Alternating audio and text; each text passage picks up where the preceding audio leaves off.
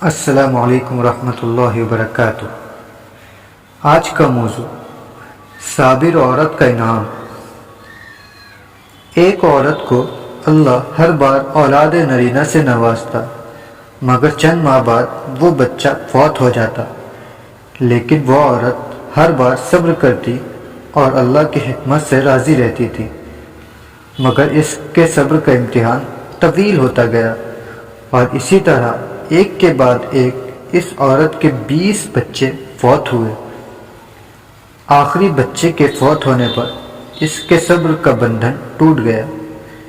وہ آدھی رات کو زندہ لاش کی طرح اٹھی اور اپنے خالق حقیقی کے سامنے سر سجدے میں رکھ کر خوب روئی اور اپنا غم بیان کرتے ہوئے کہا: اے کون و مکاں کے مالک، تیری اس گناہ گار بندی سے کیا خطا ہوئی کہ سال میں 9 مہینے خون جگر دے کر اس بچے کی تکلیف اٹھاتی ہوں، اور جب امید کا درخت پھل لاتا ہے تو صرف چند ماہ اس کی بہار دیکھنا نصیب ہوتا ہے۔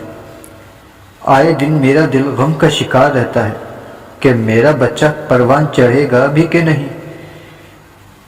اے دکھی دلوں کے بھید جاننے والے، مجھ کمزور پر اپنا لطف و کرم فرما دے۔ روتے روتے اسے اونگ آ گئی۔ خواب میں ایک شگفتہ پربہار باغ دیکھا جس میں وہ سیر کر رہی تھی کہ سونے چاندی کی اینٹوں سے بنا ایک محل نظر آیا جس کے اوپر اس عورت کا نام لکھا ہوا تھا۔ باغات اور تجلیات دیکھ کر وہ عورت خوشی سے بے حد خوش ہو گئی۔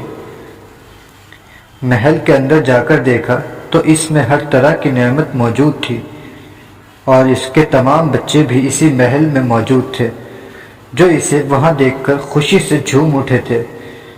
پھر اس عورت نے ایک غیبی آواز سنی کہ تو نے اپنے بچوں کے مرنے پر جو صبر کیا تھا، یہ سب اس کا اجر ہے۔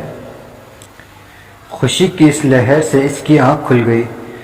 جب وہ خواب سے بیدار ہوئی تو اس کا سارا ملال جاتا رہا، اور اس نے بھیگی ہوئی آنکھوں سے عرض کیا: یا الہی، اب اگر تو اس سے بھی زیادہ میرا خون بہا دے تو میں راضی ہوں۔ اب اگر تو سینکڑوں سال بھی مجھے اسی طرح دکھ دیتا رہے، اسی طرح رکھے، تو مجھے کوئی غم نہیں۔ یہ انعامات تو میرے صبر سے کہیں زیادہ ہیں۔ آیت سے یہ سبق ملتا ہے کہ انسان کو ہر حال میں صبر کا دامن تھامے رکھنا چاہیے، کیونکہ یہی چیز انسان کو اللہ کے قریب کرتی ہے۔ مصیبتیں، پریشانیاں اور دکھ یہ اللہ اپنے بندوں پر اس لیے بھیجتا ہے کہ وہ ان کے درجات بلند کرنا چاہتا ہے۔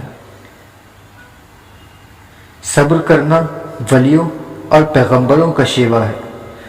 صبر کرنے سے انسان ایسے درجات پا لیتا ہے جو بڑے بڑے عبادت گزار نہیں پا سکتے۔ اللہ حافظ۔